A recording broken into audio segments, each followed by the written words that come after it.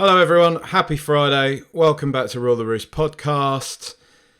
As if you weren't aware, Tottenham Hotspur Football Club officially folded last night. We didn't sign any players on transfer deadline day. The end is nigh. Conte is going to quit. Season over, basically. We didn't get anyone else across the line. We had those late links to Dan James. Nothing came of it. Not really that arsed. And that's kind of where I was on it. If we'd have gotten it over the line, cool. We didn't. He's actually signed for Fulham, who we're playing tomorrow at the time of recording. So there's a nice bit of narrative there. I think they also signed Carlos Vinicius and Willian as well. So, yeah, if that isn't a nod from the lords and gods of narrative, I don't know what is, but that's not what we're here to talk about today anyway. We're here to talk about Tottenham's transfer summer spending. We're here to talk about the opening to this season, the opening few games, how we're all feeling, and if our feelings have changed after that transfer deadline day and lack of activity from Tottenham. So I've enlisted the help of a few familiar voices, lots of different people who we've heard down the years on Rule the Roost podcast, and just got them to send me in a few thoughts, like I say, on exactly those things. What they felt about Tottenham's transfer dealings this summer, how they felt about the start of the season, and has that transfer window, transfer deadline day, whatever you like, changed their kind of view of what's going on at Spurs at the moment. So without any further hesitation, I'll put you through to Spooky. First and foremost, let's get him on. The GOAT, the daddy, all those other kind of funny, weird terms that we can chuck his way. Take it away, Spooky. Right, okay, so the summer transfer dealings. Yes, I am relatively happy. I'm more than relatively happy. In fact, if you were going to push me into one of those juvenile, give us a score out of 10 type of things, I'll probably give it an 8, an 8.5. People are going to say we didn't really strengthen the first team. Well, I mean, we strengthened the squad. So, like, if you're talking about protecting the momentum that's generated by the first team, without losing any of it when you're rotating, I think we've done pretty well. I mean, people will dispute that and argue their point, but I think a lot of people are getting caught up with price tags. A lot of people are getting caught up with comparisons.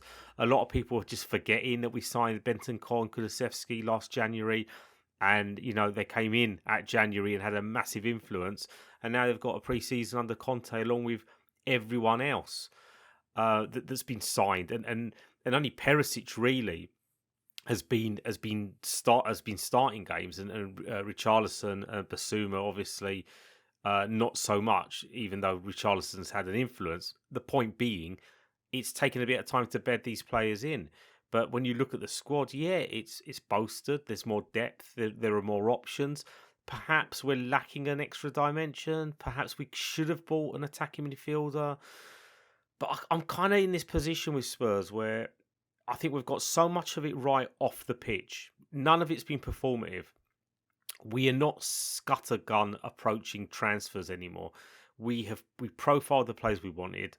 We brought them in really early because that's what Conte needed. He needed a pre-season with his pretty much 95% of the squad or whatever, and he's done that. We've done that. We've supported him in that. Now you can sit here and start saying, we didn't spend 150 million, mate. We didn't do this, we didn't do that. The fact is, we bought some players for a little bit less money. That's no problem in doing that. You don't have to spend X amount to prove to the world that you're ambitious.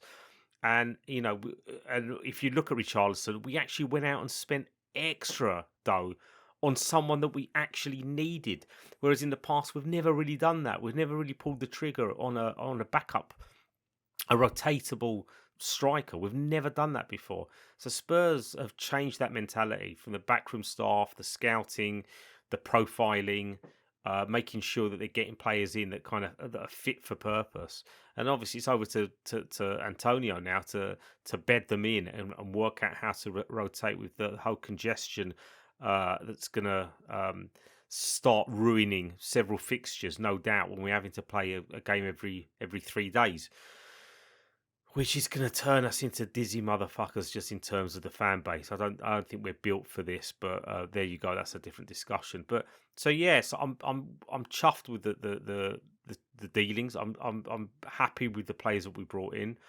We could have brought in another one or two possibly, but maybe we're holding back for number one targets, like players that we know we will probably be able to sign next summer. That might piss people off. Why aren't you doing it now? You know, it's the end of days. Next season's never going to happen, mate. It could be the end of the world. And it might well be the end of the world, but what are you going to do? You can't buy a completely new 11 in one summer. You can't change things off the back of what you perceive to be these kind of deadlines that don't actually exist. They just exist in your head. Like, you just have to go with what we're trying to do here. And, you know, winning the league is probably beyond us and most other football clubs, to be fair. But you have to have that attitude, and Conte does. He's not looking at finishing second or third. He's going to aim for top spot, and you're going to finish in a position that is relative to the performances that you are giving. And I think we've done pretty well to bolster our chances to remain competitive, to remain hard to beat. I think the opening 5 games of the season have been all right. We are hard to beat. We have a foundation that has us in a position where we do not like to lose. And if you're not going to win the game, don't lose the game is a pretty good ethos to have as a foundation before we start playing counter-attacking football that slaps. And I'm sure that's coming too. Transfer deadline day is a load of bollocks, by the way. It's just this illusion. It's unnecessary. People get really fixated on it. It doesn't matter. It doesn't matter. So just back the team now. This is when the season starts, and we've just got to do what we've got to do, and that is smash teams left, right, and centre. Come on, you Spurs, etc. Whatever. What else do you want me to say, Jack? For fuck's sake. Cheers to that, Spooky. Oh, I'm Spooky. I'm going to go on Twitter and tell everybody why they're wrong about things. Yeah, can't answer that, can you, mate? At me, fool. No, much love to Spooky. One of the absolute goats, if not, well, no, actually the goat. The reason why I'm involved in all this Tottenham podcast, you got him to blame, basically. Growing up, reading Dear Mr. Levy. Fantastic stuff. So if you do like what Spooky does, I don't need to tell you who he is. You all know who Spooky is. But at Spooky23 on Twitter, he's got a Patreon, which is always updating with articles, with podcasts, with videos. Get involved. He's a good lad. Speaking of good lads, throwing over to one of our other old voices. You know him, Tom Foynes, Tom Hayward, formerly of the Tottenham Way podcast. He's a bit concerned about being sounding really negative in this. You'll hear it. He outlines all this himself, but he's got a bit of a cold, I think.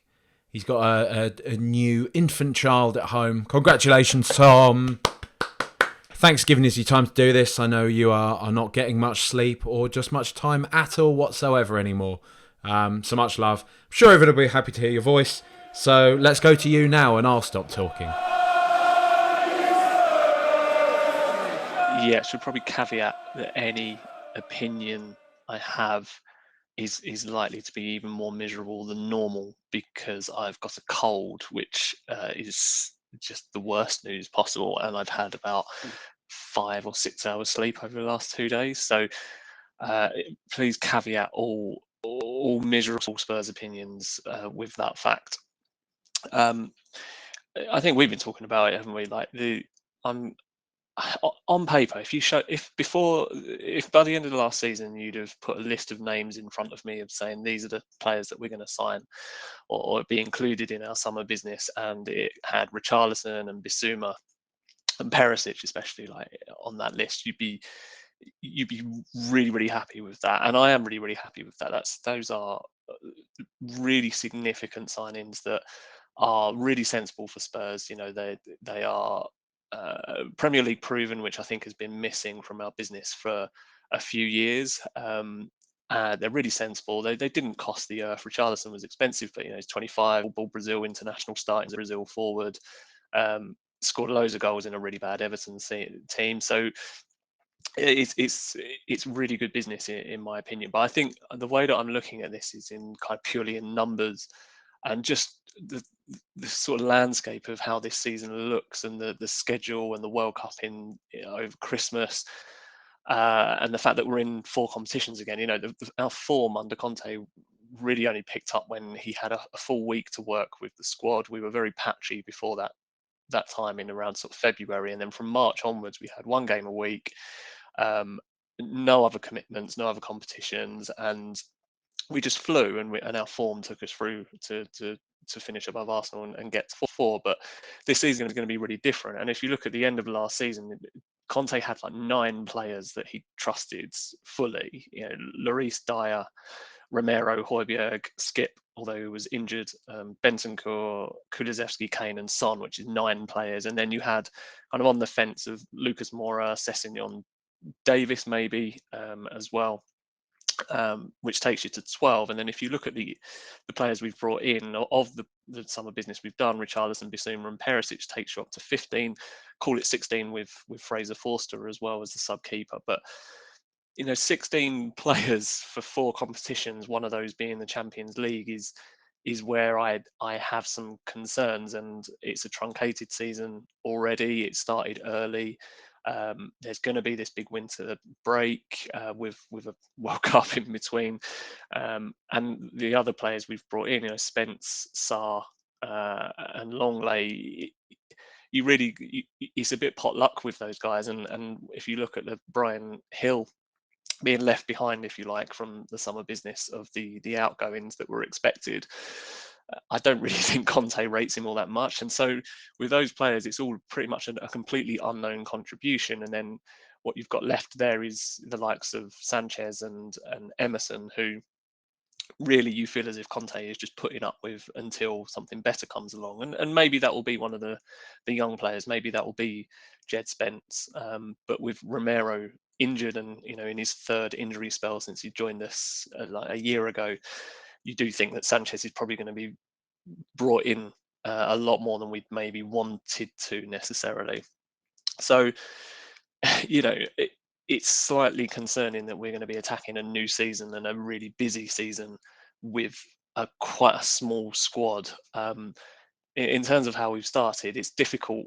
It's hard. I don't know why going 5 unbeaten, including away at 2 of our horrible London rivals in West Ham and Chelsea, to go unbeaten in that is no mean feat. But yet it still feels really flat, and it's purely performance based. Like we didn't perform well against Southampton for half the game. We really didn't perform against Wolves, and we didn't really perform against Forest, and we limited all of those teams to not very much against us. But we didn't really take a lot. Didn't feel like we took a lot of advantage going the other way. Certainly against Forest until the end. So it just feels a bit one-dimensional, and I think we've really got to start worrying about the form of someone like Son.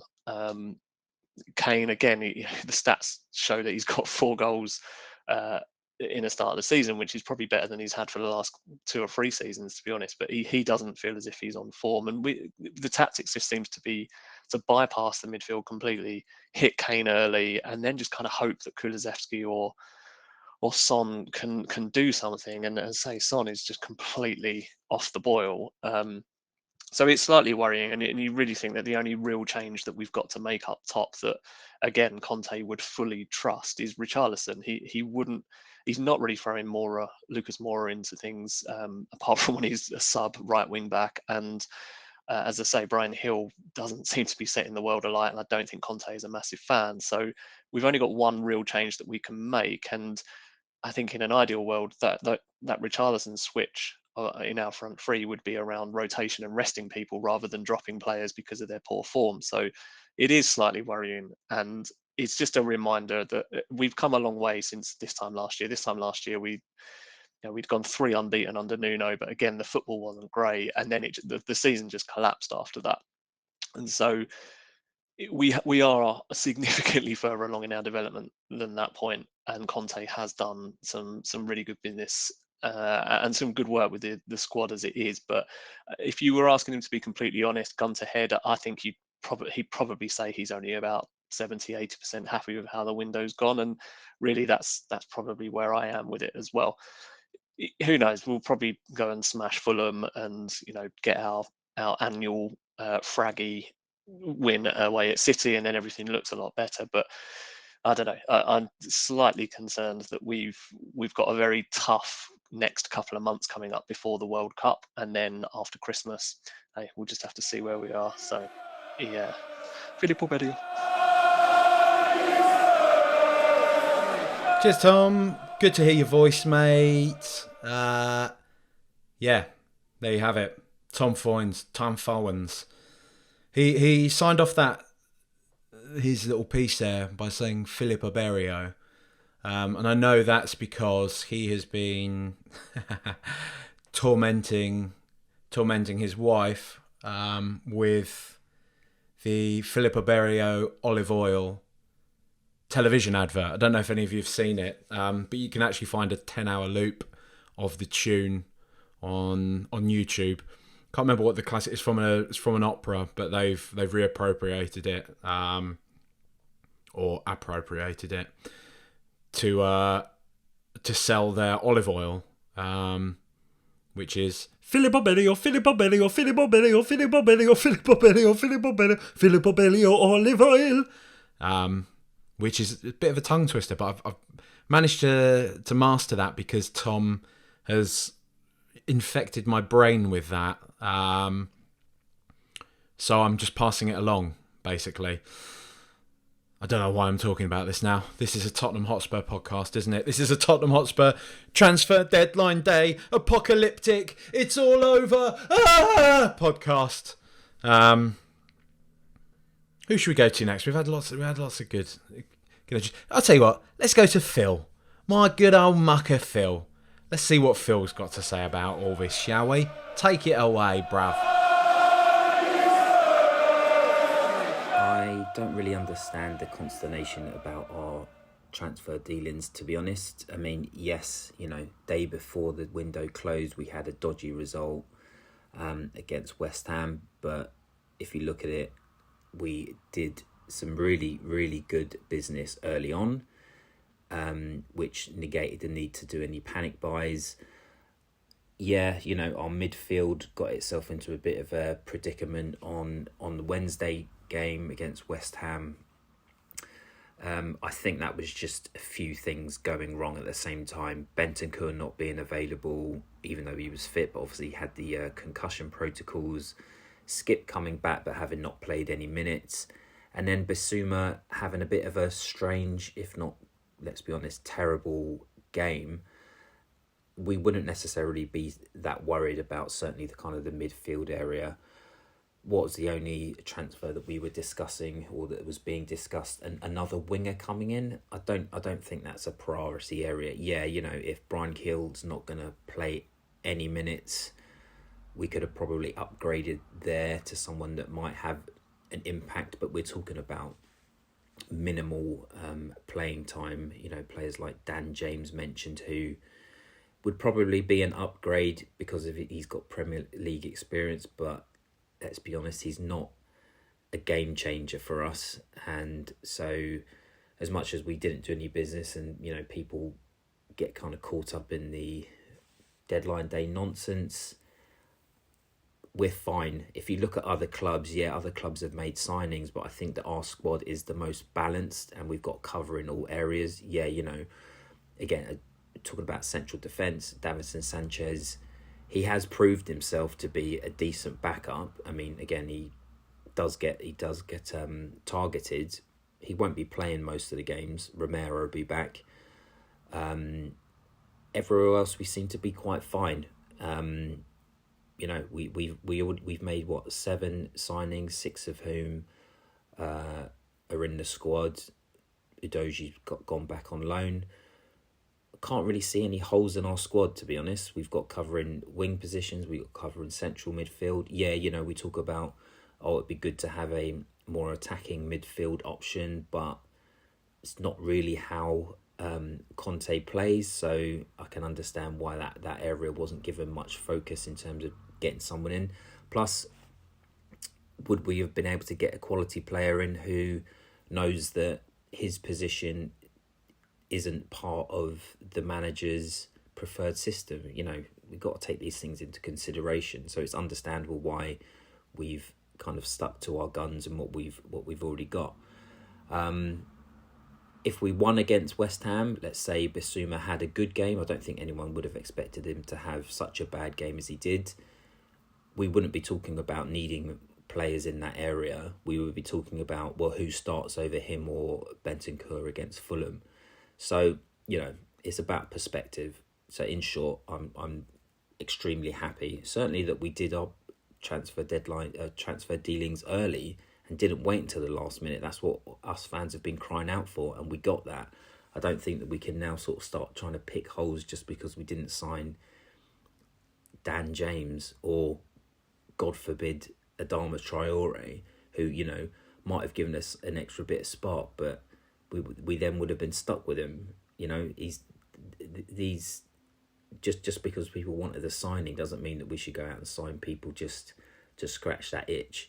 So yeah, I'm very happy, and I think that we're still in for a good season. One slight hiccup against West Ham, which, you know, remind people we didn't actually lose that game. In fact, I thought we were actually played our best football, or certainly our most sort of on the front foot football, until Højbjerg got injured, and then we weren't the same, and then we struggled to adapt to that.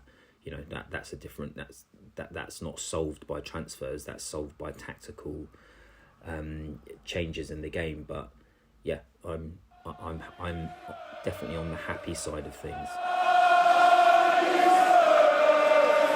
Cheers, Phil, mate.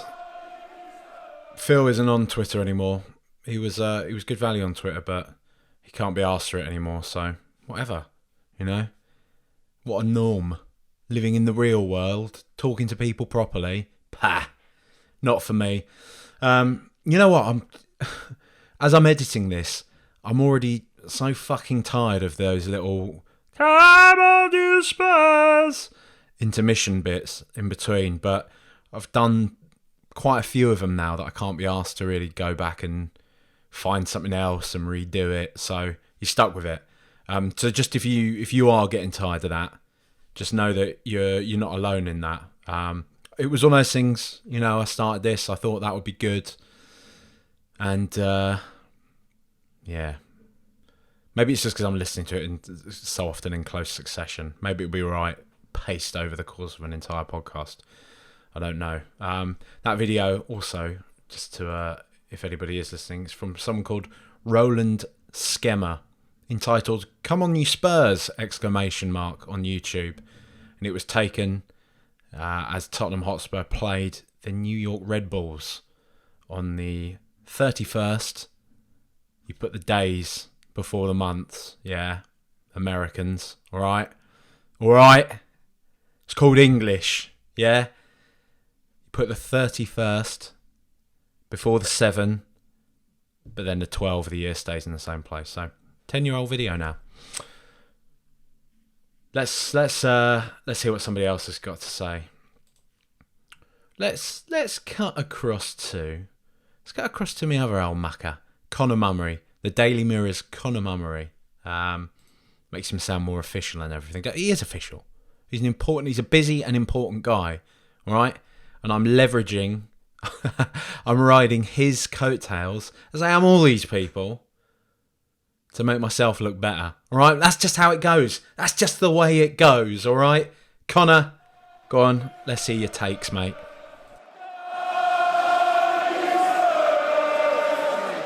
Well, I think we've got to be happy with the window. We've spent 155 million, if you count Romero, which I think that's a bit sly, so I'm not going to do that. 110 mil. We've addressed, the need for backup for Kane and Son. In Richarlison, who I already absolutely love, only takes 3 kick-ups to win my heart. Perisic, he's already looked brilliant. I know it's, The thing is, if he's going to stay fit all season, being 45 or whatever he is, but from what we've seen, I think he looks brilliant. I think he's got that killer instinct. I think that Sessegnon hasn't. I'm a big fan of Sessegnon. I think he was really good towards the end of last season, but there's already been a couple of examples this season. I think Chelsea away, did he miss a 1-on-1 with the keeper? And there was another one, I think Wolves at home, when we were on the counter and it was just him and Kane and the defender, and he passed the ball straight to a defender. So I do think we need what Perisic brings to that wing. In terms of Basuma, I thought that was a really good signing at the time, and I still do. I know he wasn't great against West Ham, and he hasn't really, obviously hasn't bedded in yet because Conte has seemed very reluctant to play a lot of the new signings, especially from the off in games. But I do think he'll be a really good signing, to be honest. I think he'll play a lot as well because, I mean, you never know with Skip. I absolutely love him, and I think he was brilliant last season, but you never know how long he's gonna stay fit. So I think Basuma is a big tick as well. In terms of Lenglet, I think he could be a really good signing, just because I think when we bring Sanchez in for Romero, we lose a lot of creativity by taking out one centre half, which probably doesn't bode well, but we do. And I think when we do that, and Romero probably will get injured again, because we've seen that the last year or 18 months. I think we might need to bring Lenglet in where Davies is. And again, I really like Davies, and he's been brilliant under Conte, but just in terms of bringing it out from the back and resisting pressure, I think we do need Lenglet in there. And from the 4 minutes I've seen him in a Tottenham shirt, I've decided that he's our second best passer at centre half. So again, I do think that will turn out to be quite a shrewd signing. I know people wanted to spend 80 million on Bastoni or whoever else on that left centre back role, but if we can't do that yet, I think we might do that next season. But if we can't do that yet, I think Lenglet might be a decent stopgap. I hope we see a bit more of him, to be honest, especially, as I say, when Romero's out and we need a bit of calmness, a bit of level-headedness at centre back, especially, as I say, in terms of resisting the press, because Davinson Sanchez reacts to a Premier League forward pressing him a bit like I probably would, which isn't something you really want to say about your own players. But yeah, so Lenglet, I think I'd really like to see more of. Jed Spence is a weird one, because I think the number one thing at the summer that I'd like to see us address was right wing back, which we have, because we brought Jed Spence in, but he's played about 2 minutes so far again. So one of them that's going to take some time, but I do think we'll see plenty of him, because that we can't play the Emerson Sanchez Axis of Evil again. I can't watch that again. I really can't.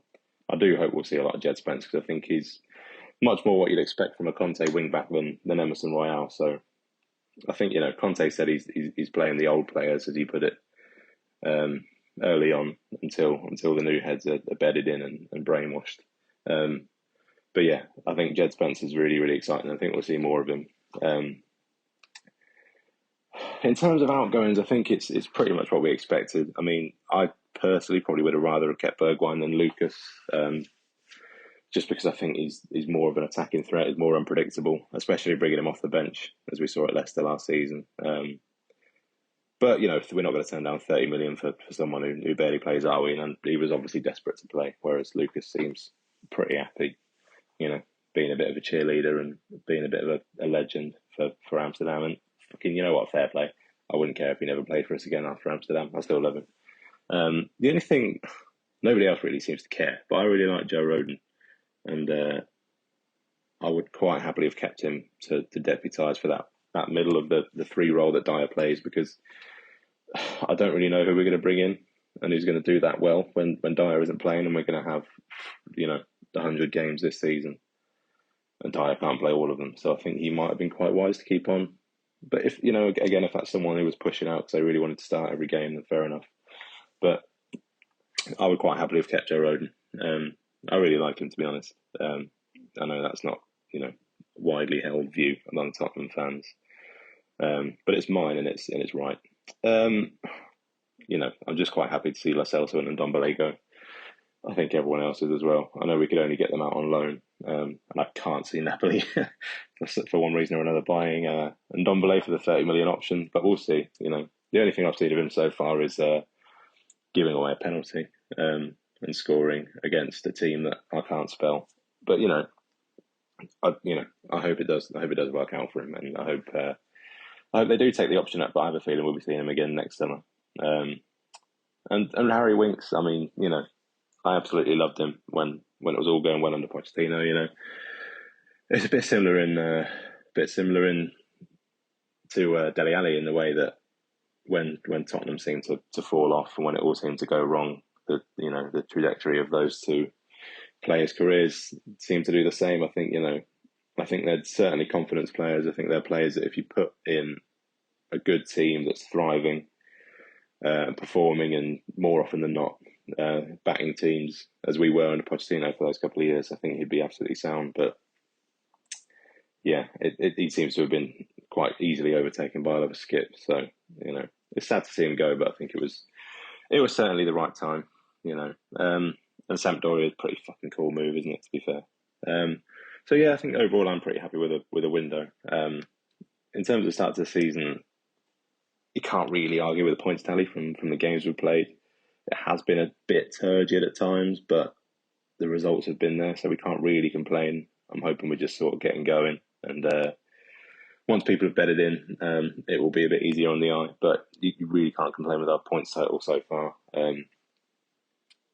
I might be sounding different if I'd watched the West Ham game. I fortunately didn't watch a minute of that, and I haven't even seen any of the goals or looked to find either of them because I'm not interested, because it sounds really depressing. So, yeah. But I think overall, I'm happy with the start of the season. What are we, third? 11 points from 15.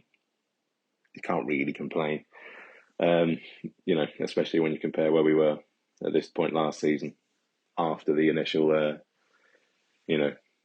3 wins and Nuno's manager of the month. I think after 5 or 6 games, it started getting pretty horrible. So I think we're in a much better position than last season. Sorry, and I mean, Fulham at the weekend, you can probably take everything back I've said if we don't beat them, and if we do lose that, levy out. Where's the fucking 150 mil?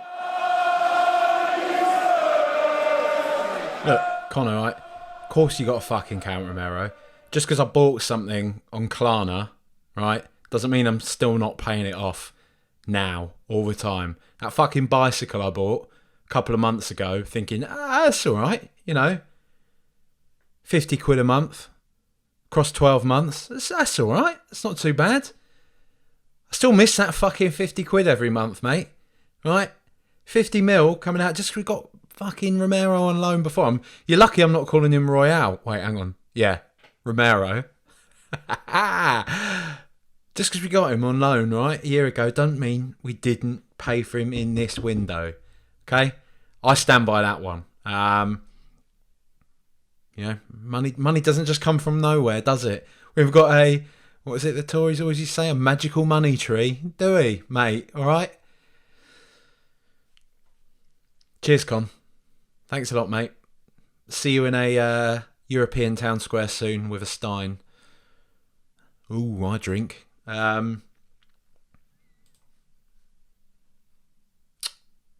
Rich Grove, the Dalai farmer. We know him. We love him. A man of many beautiful, brilliant words. Do you know what? Actually, Rich he's just an incredible. He's an incredible man. He is an incredible man. He's the man that when the end times come, just find where Rich is, and he'll look after you. He'll just know how to do stuff. He's a massive Spurs fan, obviously. I'm sure anybody that's listened to Rule the Roost will know Rich. You'll know his story.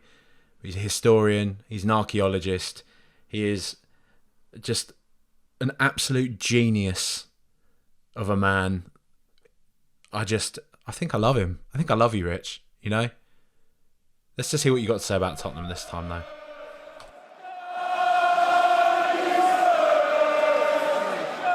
A busy old summer at Tottenham then. I think we've had a really positive window. Been sort of uncharacteristically organised, a nice bit of structure from the club. We seem to have far more organisation throughout now. This getting business done early is a revelation, and surely that's Conte absolutely insisting on having a pre-season with his players.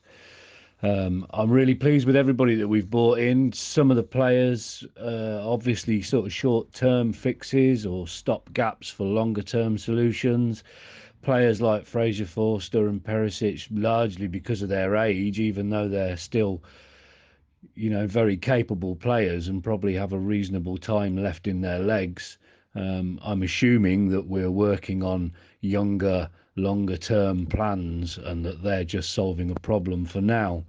Perisic in particular, I think, is going to be vital for us in the Champions League, with his experience and the calm head on him, the way that he can just manage the players that are around him as well. His influence on players like Sessegnon, we can already see. It was evidence at Chelsea where he was handing instructions out from the dugout as if he was already part of the coaching staff. I mean, this is massive. This is huge for us.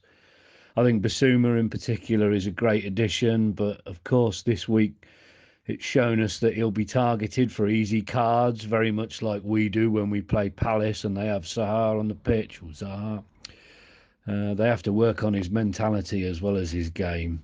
It'd be interesting to see what happens with Sarr and Hill now, and I'm left wondering exactly who the replacement was that fell through on deadline day.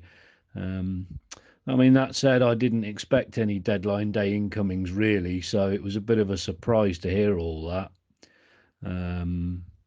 It's been a good window all over. I mean, they can always be better, but the most important thing is Conte seems happy, and that's it. That's central. I mean, it's also worth noting that we've seen the back of a few that might have been malignant presences on the edge of the squad. I don't need to name names, but players that thought they should get games that weren't getting games. As far as the season goes, started a little bit like many of our individual matches, a bit slow, but overall not disastrous. Shows how far our expectations have improved. We see 2 away draws in London derbies as a bad thing, although granted West Ham are muck and we should have ruined their little silly bubble bath nonsense the other night. I think it bears remembering 3 or 4 days until the international break. I'll start that bit again. I think it bears remembering that until the international break, every 3 or 4 days we play now. So this will be a test of our ability to hold teams off and then sort of rest within the play. I think that's going to dictate how we play. And the season's going to be a slog for a lot of these players. I expect a lot of weariness and some less than thrilling performances. But, we have to take that. This is not a normal season. I think last season's squad would have crumpled under this pressure. I think it would have been a disaster, but I'm optimistic now that we have enough options, and I think we can get through it. Bearing in mind as well that everybody else is experiencing the same thing, there are opportunities there as well as threats. Generally, I'm optimistic. We've got an empty cabinet somewhere up there in the cheese room that should have at least one trinket in it come June. Lord only knows which one, though. It's not a normal season. It's not going to be a normal side. Let's just hope that Harry Kane doesn't have to carry the England side all the way through the World Cup on his own, because Lord only knows what he'll be like when he gets back if he does. Oh, Spurs! Shut up.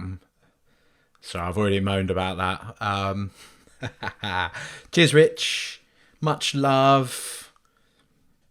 Genuinely do follow Rich and interact with him and talk to him about. If you have any random questions about things you've wondered about in history, just go to Rich. It's what I do. I'm sure it doesn't annoy him at all. But yeah, follow it. I just want to make sure I've got his @ correct. Pretty sure it's @ Dalai Farmer. Did a pod a couple of years ago with Rich, probably even further now, talking to him about the history of Tottenham, the area, everything like that. It was a summer special. Absolutely fascinating. Please do go back, revisit it, see if you can find it in there somewhere. I think it's like a RTR extra or something like that from, I would guess maybe even longer, maybe about 4 years ago now. Really fucking interesting. That whole series actually spoke to some fantastic people. Lovely, lovely sort of little summer series did. Talking about people around the Tottenham community, the Tottenham Hotspur fandom, I should say, not the Tottenham community per se. Just about various different things on the way in which they realise their support and everything like that. It's really good. Even if I do say so myself. At Grove_Digger. That's Rich's at. Just, talk to him about Tottenham. Talk to him about history. Talk to him about archaeology. Fascinating guy. Much love to you, Rich. I hope the riverboat is. He's got this at the moment. He's got this ongoing feud with a riverboat that he's bought and is maintaining, and it keeps basically breaking down. But he's giving it a go. So get involved. Speak to Rich about his boat. We just had Cosmo on the other day, and I love his pod. I love it. The N17 podcast. Got Cosmo on again today. I've got him to send us in one of these, so we'll go to him. But check him out. Really good group of young lads and everything like that. Chatting about Spurs. I've sort of butchered this little intro, really, haven't I? Fucking go on, Cosmo.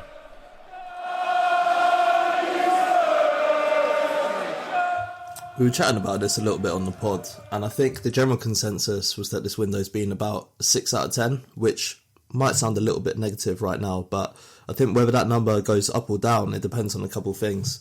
Let's start with the positives. I think Perisic, in his position as a left wing back in the Conte system, I don't really think we could have signed anyone much better than him. He's looked world class early on, and he's really showed signs of kicking on even, so there can be absolutely no arguments with his signing.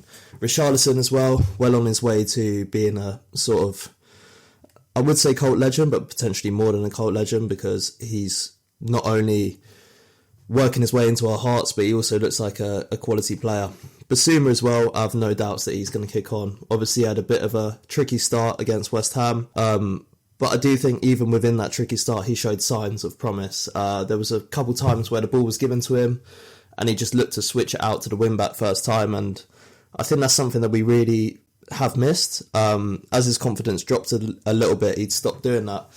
But he's going to come good. Trust me, I think he's going to come good. But where the window could go up or even down, I think it really hinges on what we do with Jed Spence. I think we're really seeing the limitations of Emerson Royale, particularly with Perisic coming in and showing what a really world-class wing-back looks like. I think if we are going to persist with this system of two centre midfielders, then we need the creativity to come from the wing-backs. And if it's going to be Emerson Royale for the rest of the season, I think we're going to struggle. So we need Spence to come in probably.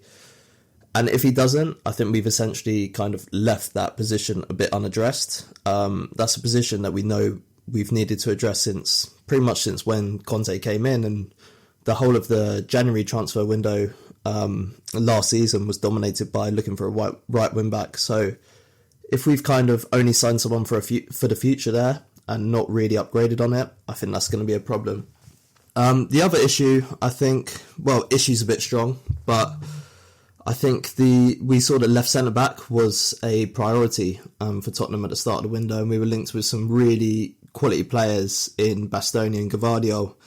In the end, we've decided to stick with Davis, and we've brought in Longley as a backup. We haven't seen Longley yet, so again, it's kind of hard to judge how good that's going to be, but I think we have kind of started to see the limitations of Davis a little bit. He hasn't started that well. And the fact that the only change to him is potentially someone who's of the same quality or even an implicit downgrade as a backup in Longley, that could be something that potentially costs us a little bit. So that remains to be seen. I think that's kind of coloured how the window looks at the moment. Potentially a little bit negative coming off the back of the West Ham draw, but I almost think it's too early to tell. A bit like the start to our season in general. I was listening to the Guardian pod the other day, and they were saying if anyone knows how Spurs are going to go from here, then they're probably lying, because we haven't seen any real indication that we're going to go on to become a really great team. We haven't seen any real indication if we're going to become a really bad team. So something needs to change. Hopefully we'll start to see that change against Fulham. I really hope Conte shakes it up a little bit and makes 4 changes potentially. But yeah, we'll see. Come on, you Spurs. Cheers, Cosmo, mate. I sort of half mugged him off the other day when I had him on the pod, because, you know, they are younger, and I sort of tried to make this sort of jibe. It wasn't even a jibe. I wasn't even intentionally trying to mug him off. I was sort of laughing at myself, being like, you know, you young people, you're all doing TikTok dances and all that sort of stuff, aren't you? And he sort of, when I listened back to the pod, he brought it up again a bit later on. So I hope you didn't take it the wrong way, Cosmo. I was laughing at myself as much as I was trying to sort of make fun of you. I was, you know, the point was me saying that I was like an out of touch Yadar type that has these perceptions of younger people, you know. But that aside, like I say, the N17 podcast, give them a listen. They put one out regularly.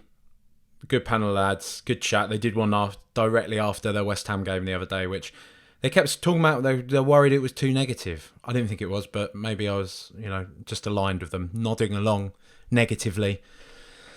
I wasn't. I don't think it was negative. It's a really good listen. Try and, you know, look from. I think they're in all the usual podcast places. So their handle is, I'm pretty sure their handle is just at N17. Yeah, at N17 pod. So have a listen. Check them out. Curly Cath, my good pal Curly Cath. She's got some good thoughts. Some thoughts, some opinions, some takes. I was talking to her earlier about Lord of the Rings, and actually how I'm not as excited about this Lord of the Rings prequel. And I was kind of saying it. I love Lord of the Rings. Bit of a nerd for all that. Or, you know, that almost falls into that territory of, doesn't it? I'm such a nerd. I like one of the biggest franchises in the history of entertainment. But I always loved Lord of the Rings. The Hobbit. I read The Hobbit and The Fellowship of the Ring when I was like about 10, 11 years old. And so I was absolutely pumped when the films came out just a few years later on. And I loved them. I still watch them. They're sort of one of those films I watch at Christmas time and everything like that. But I was saying to Kath that I feel that, you know, since Game of Thrones has come along with all its adult content, there's just something a lot more, I don't know, feels a lot more relevant, feels a lot more captivating now. There's something that just gets me more excited about Game of Thrones. Whereas with Lord of the Rings, it's all a bit of like, you know, familiarity. It's like a comfortable old pair of pants, isn't it? You know what you're getting, but it's not very exciting, is it? It's not gonna. It's it's not a pair of pants you wear on a third date, if you know what I mean. I don't know why I'm talking about Lord of the Rings a lot, but yeah, Kath's point was basically like, shut up and just enjoy it, which is probably true. So maybe I'll shut up now and just let you enjoy her point of view on Tottenham's transfer spending and window and transfer deadline day. Take it away, Kath. Right, well, this won't be terribly analytical or tactics rich. It'll be a bit vibey, I think, you young people say. How I'm feeling about the season at the moment and the transfer window with Spurs. At the beginning of the season, I was pretty excited, I think, like most Spurs fans. Always tempered with that slight terror of wondering how we'd fuck it up when it looked like we had a good thing going. And in honesty, I think the reason I'm not quite so excited, I don't know whether that's because of the transfer window or just because the last couple of games have been very underwhelming. But we're third, so it seems a bit daft to feel anything other than reasonably happy with where we are, because we're third. But I feel like that's, I don't know enough. I can't quite work out whether that's just luck, good management, or whatever. Anyway, we'll see. In terms of the transfers, I think the reason there's a slight sense of disappointment is we didn't have our usual last minute Levy time shenanigans, which I think is a good thing.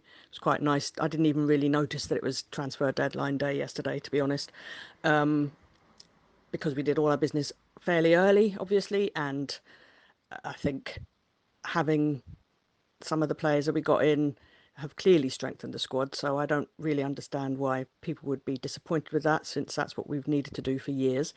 Perisic is obviously class. Richarlison, similarly, great fun. Already a fan favourite. And because Kane and Son particularly Son, aren't firing on all cylinders, it's nice to have him there as an option, whereas in previous years we would have had Lucas Moura and not much else. Bless Lucas. But yeah, so perhaps because we're not quite... The other thing I get a little bit confused about is people say, oh, we're not firing on all cylinders. Well, clearly Heung-min Son isn't, and Kane has been fairly quiet, although he has scored in nearly every game, so I don't know why I'm saying that, since obviously he's doing what he's supposed to do. But yeah, I think what is it going to look like when we fire on all cylinders? I'm not sure. Maybe this is it. Maybe, Son needs to come into form, and then we'll see how that works, whether Spence and Bissouma get bedded in. That'll be interesting to see. But yeah, I just feel like it's a bit underwhelming, the start of the season, but that's not... I don't know, but we're still third. Champions League next week. I don't know, really. It just feels a bit churlish to be too disappointed when we've bought good players in, but equally we aren't playing terribly well, but we're not losing. It's a bit confusing, really, isn't it? Or it is for me. But yeah, I think we're still going to be all right. I definitely don't think we're going to win the league. I don't think we'll win anything, frankly, but then I often feel like that. I haven't felt like we're going to win anything since we lost 5-1 to Newcastle in the last game of the season. I have not really believed we would since then, but hopefully that will prove to be wrong one day. So yeah, I think all in all, transfer window was... I'm not going to rate it because I think that's a bit pathetic, frankly, all this so-and-so out of 10, for God's sake. It was good, better than it has been. Could we have done with a couple more? Yes, probably. We obviously missed Romero, so another defender would have been good. Something more creative in the midfield obviously would have been good, but I don't know. We didn't get that, so we'll just have to work with what we've got. I'm sure Conte will manage. And if he doesn't, he'll throw out his toys from the pram like the rest of us, and we'll just carry on being Tottenham, because that's what we do. Cheers, Kath. Thank you, Kath. When I recorded, I think probably the first Roll the Roost did, probably in a few months. It was a bit of a break. It was really fucking busy time. I was getting married and all that sort of stuff, and Champions League run, blah blah blah. But around one of the first pods I did out of the wilderness, so the Roll the Roost pod was the Amsterdam, was the looking back on Ajax and all that sort of stuff, getting everyone's stories. And Kath's story was particularly brilliant because it included, she actually had the sound recording that her son took at the time of her celebrating the goal, Lucas Moura's goal. Emphatic is the term that one would use, but that is a timeless piece. Go back to the Rule the Roost Amsterdam special. It's great. I'd like to revisit it myself quite often. It's just, a lot of people sharing all their different stories of all the different places in which they watched the Amsterdam semi-final, their thoughts, their feelings, all that kind of stuff. It's amazing. Really good. Really proud of that one. But thanks a lot, Kath, anyway. Let's cut over to one of our other contributors. Do you like Tottenham? Do you like memories? Well, if you do, I'm sure you follow, Hotspur Memories, run by my mate, Kyle Wetton. I had him on the pod a few weeks ago. It is Hotspur Memories, isn't it? Sorry, let me just double check. Yeah, it is. Hotspur Memories. He's always posting up all these kind of, well, basically goals from yesteryear, some absolute scorchers. I tell you what, the thing that bothers me about it is goals that I vividly remember. How old the footage looks now. Fuck. Where did it go? Where's all the time go? Right? I was fucking 15, 16 just a couple of years ago. Now I'm not. I'm over the hill. If I was a Premier League footballer, right? If I was I'd be one of those footballers like, you know, Ronaldo or Defoe, you know, where they just kept themselves in really, really good nick. Otherwise, I'm playing Sunday League again now, aren't I? You know, just because I enjoy it and because I'm better than everyone else there. Oh, well, I'm not. I've never been any good at football anyway. I wasn't a professional footballer. I'm just a 37-year-old man. That's it. Shut up, Jack. Kyle, let's see what you got to say, fella. Hello, Kyle Wetton here. Hotspur Memories, all that jazz, little plug. The Spurs summer transfer window 2022. A window that has pretty much split opinion in the fan base. One earlier this summer, which looked extremely positive amongst everyone in the club. As we've gone on and got closer to the end of it, with a lack of signings coming in August, has kind of then grown this opinion that it's not been a great window at all, and that we have not really strengthened, especially the starting 11. That seems to be the vibe that I'm getting from Spurs Twitter anyway. Lots of 6 out of 10s, which, you know, that's what you start on when you play Football Manager. So that would say average, or 5 out of 10s. I am kind of the opinion that we've had a good window. Now, I'm going to go with a 7 or an 8 out of 10. Let's go 7.5. That sounds like a good hit there. Set out of 7 or 8. And I kind of feel like we've had a good window because we are we're addressing one of the problems. We've addressed one of the problems that Conte repeatedly said throughout last season, or at least alluded to, that Tottenham Hotspur had a starting 11 and not a squad. We needed to build and we needed to get competition for places, and I think we've kind of done that this window. We're the fourth.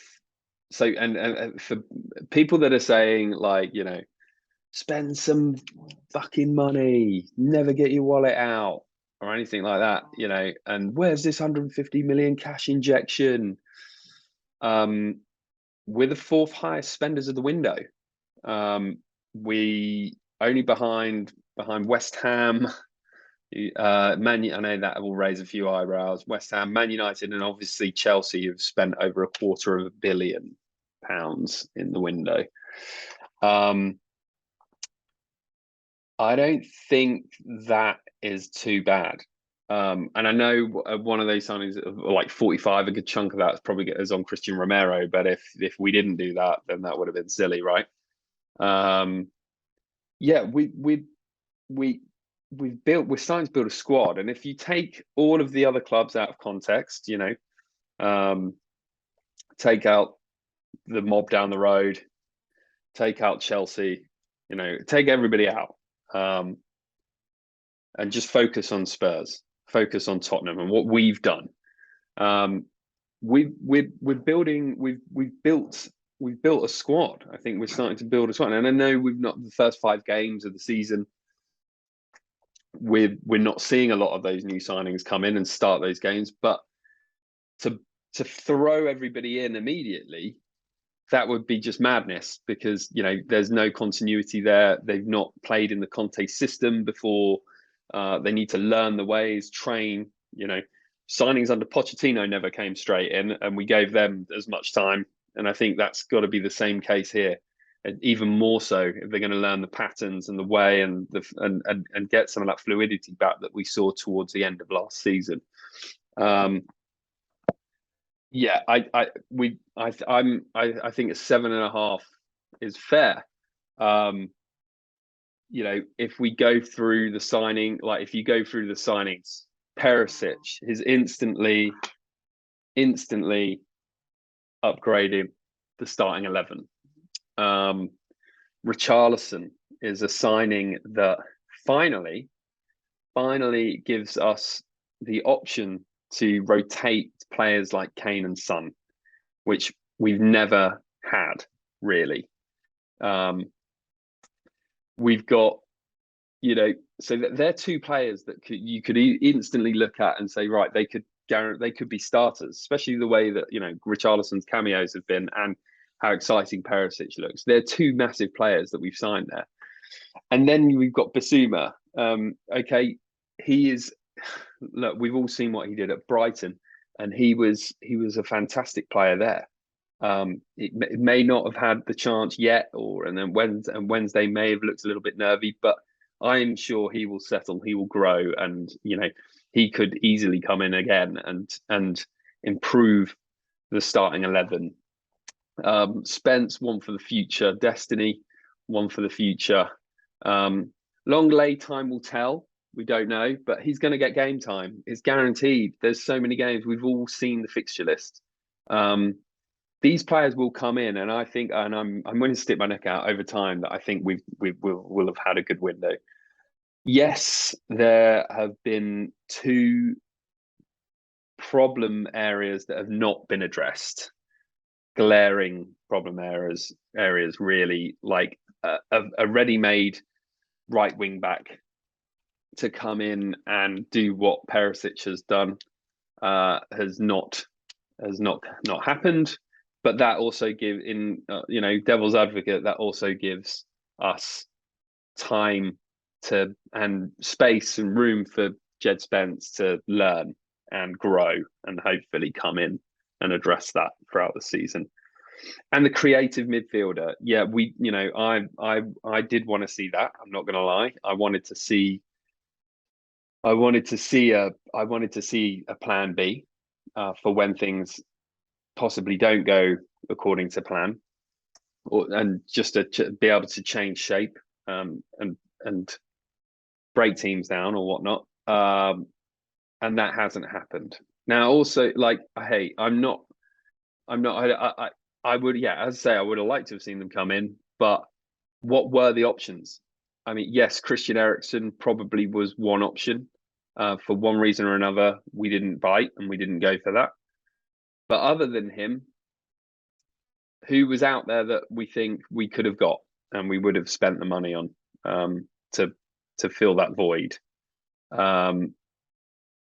It's no worth. We've seen in the past when we've tried to throw money at replacing these players, we've got it wrong. Lo Celso and Ndombele. I would rather us wait, not try and address everything in a rush in one window, and wait and get the right player in that's gonna push us on to the next level. The glaring how bare we were with a starting 11 with only a starting 11, as we've been told, and we can see within our eyes, every time in those rubbish European competitions like the Conference and the Europa League, we put the second 11 out and they'd struggle against Mura, someone really bad, and I don't feel like we have that anymore.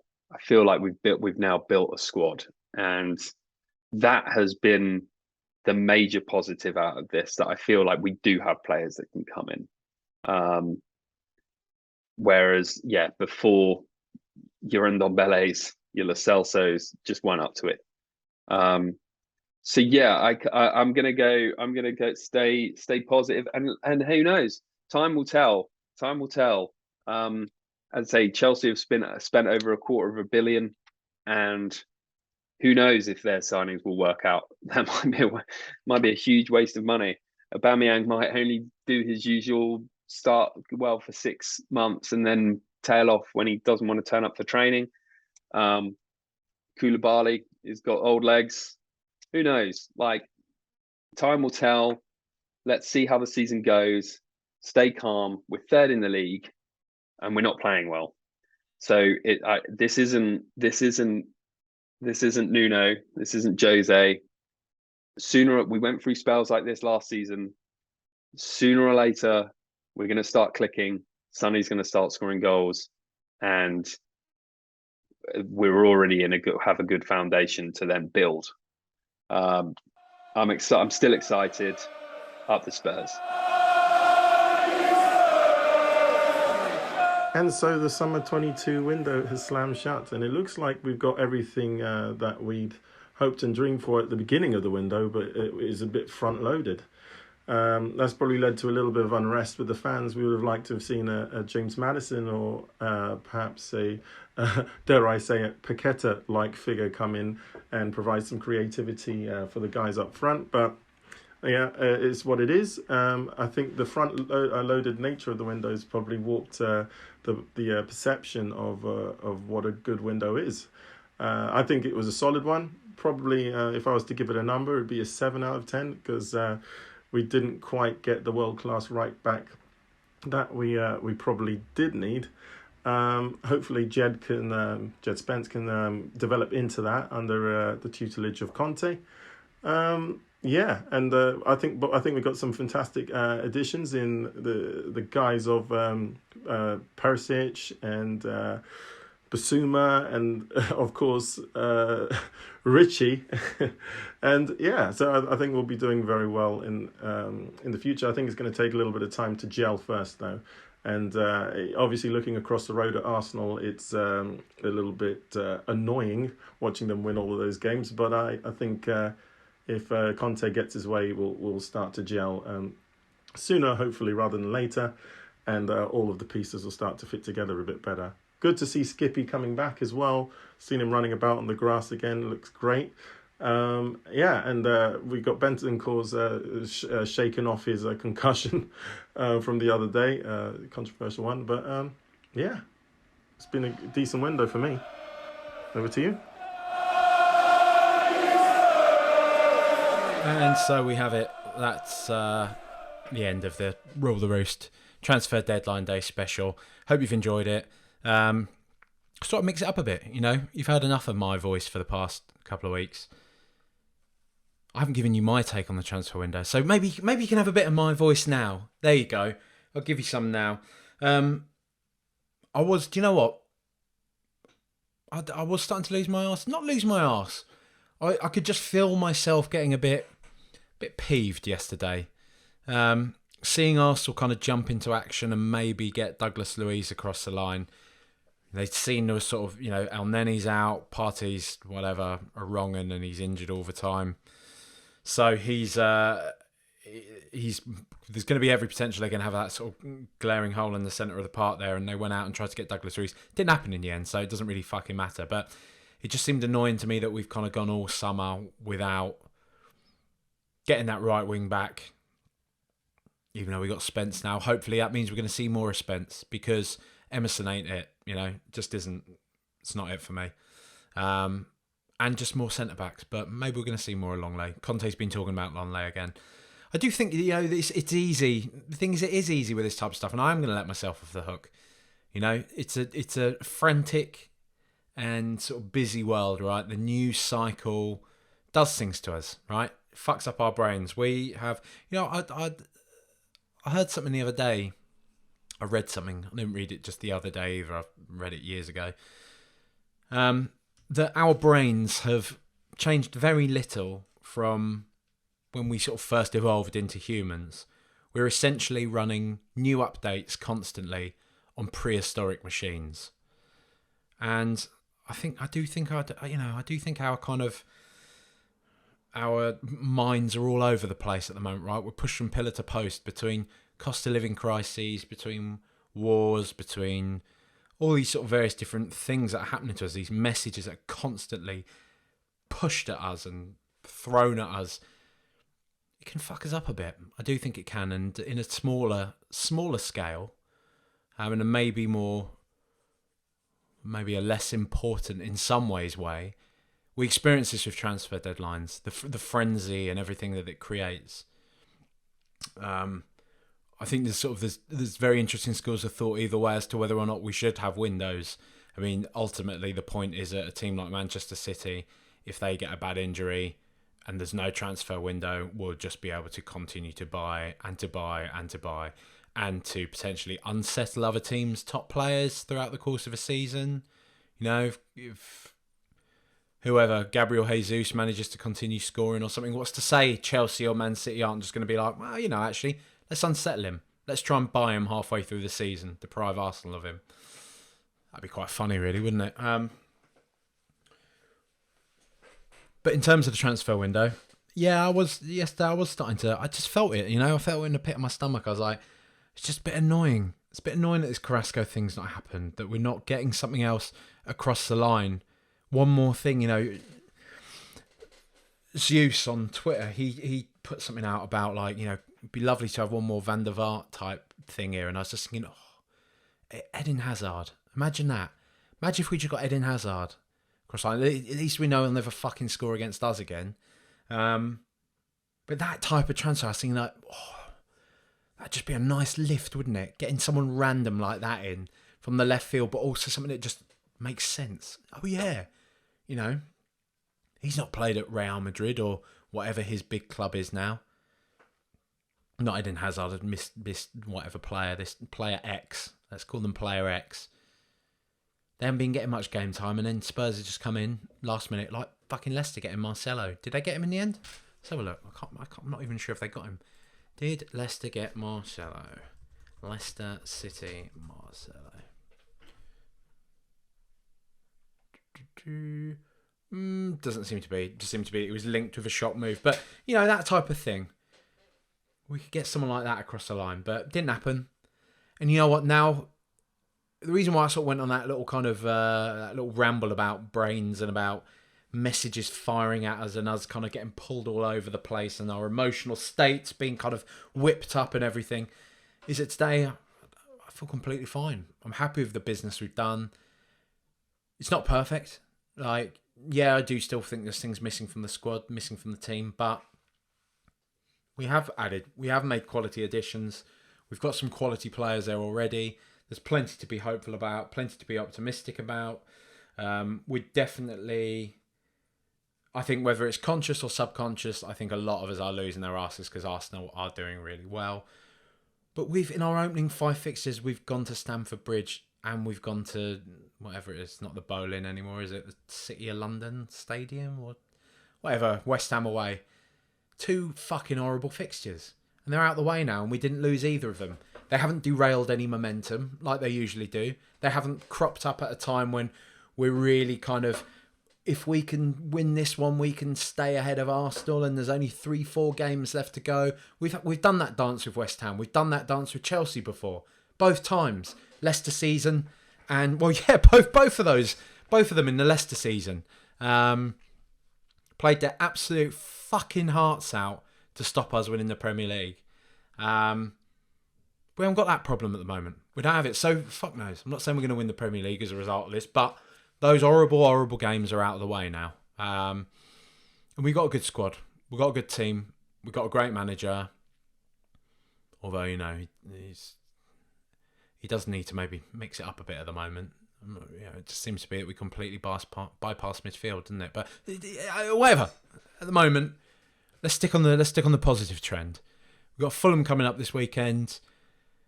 I'm oddly nervous about it. It's going to be an interesting affair, I think. They look really good. Mitrovic looks really good. Let's hope this can be one of those fixtures where we can sort of turn a bit of a corner. We win this, Arsenal lose at Manchester United, suddenly things look very different again. But it's not all just about Arsenal, is it? Erling Haaland is an absolute fucking monster. Stop scoring goals. Big fucking bastard. Imagine that. Imagine living in a fucking fishing village in East Anglia or York or somewhere like that 1,000 years or so ago. Living up there in a fucking boatload of fucking great big bastards like him rocked up. No wonder we didn't stand a fucking chance. I wonder if for some fucking idiot then, one of my forefathers sat there, why? Those Vikings come over here. Nah, they won't really hack it over here. They'll be, they'll do all right. They'll do all right. They're all right pillaging kind of their own neighbours and stuff, but they come over here, come over the water. Nah, not enough for us. And then that's it. Jorvik. You know what that is? It's a fucking Viking word, that is. Anyway, plenty to be hopeful about. I hope you've enjoyed this podcast. Come on, you Spurs!